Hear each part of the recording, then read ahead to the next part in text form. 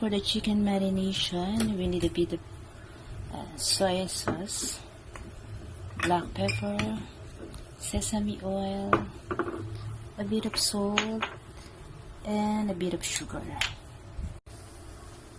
So guys, na-marinate ko na yung chicken. So nilagyan ko siya ng half teaspoon of salt,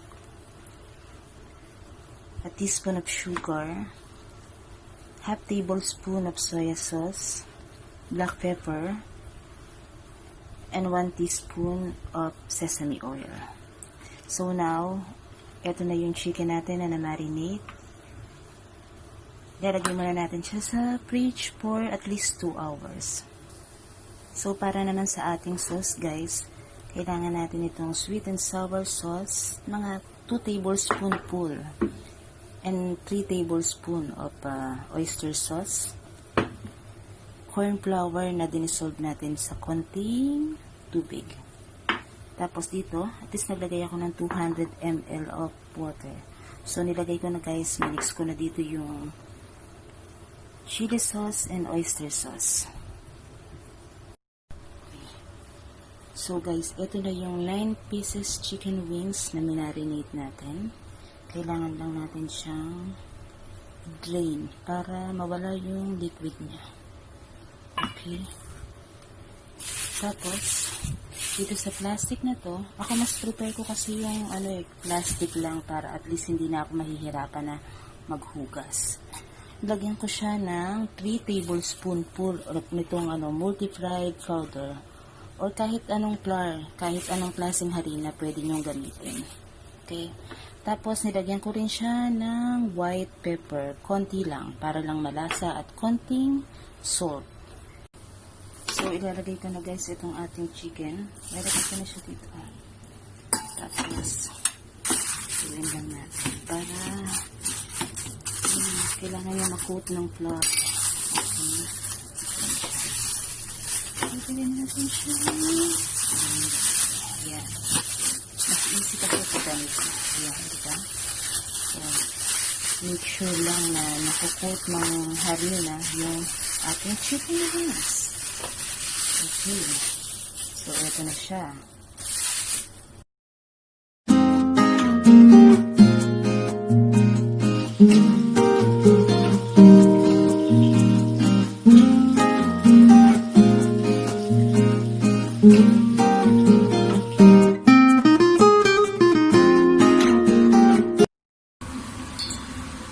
So, para sa ating sauce, guys, maglalagay tayo ng konting oil dito sa frying pan. Pwede natin gamitin yung oil na ginamit natin sa pang-fry natin ng chicken. Tapos, lagay natin itong ating 3 cloves of minced garlic.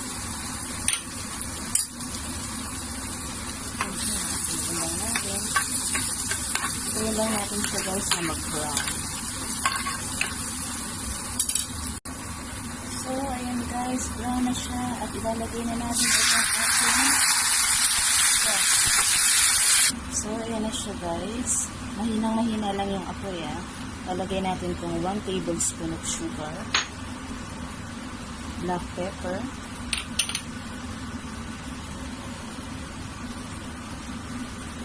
at itong corn flour mixture natin.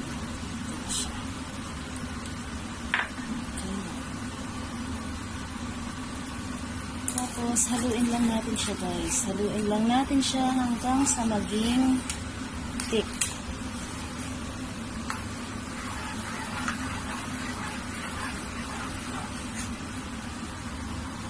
So guys, since thick na siya, ayan, pwede na natin ilagay itong ating chicken. Ayan. Tapos, haluin lang natin siya ng haluin. Make sure lang na ma-absorb yung sauce. Ma-absorb ng chicken yung sauce.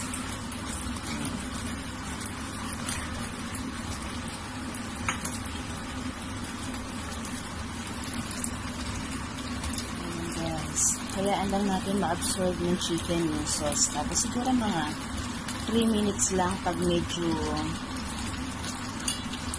Monkey na yung sauce niya, na-absorb na ng chicken. Ready na po. So, ayun na siya guys.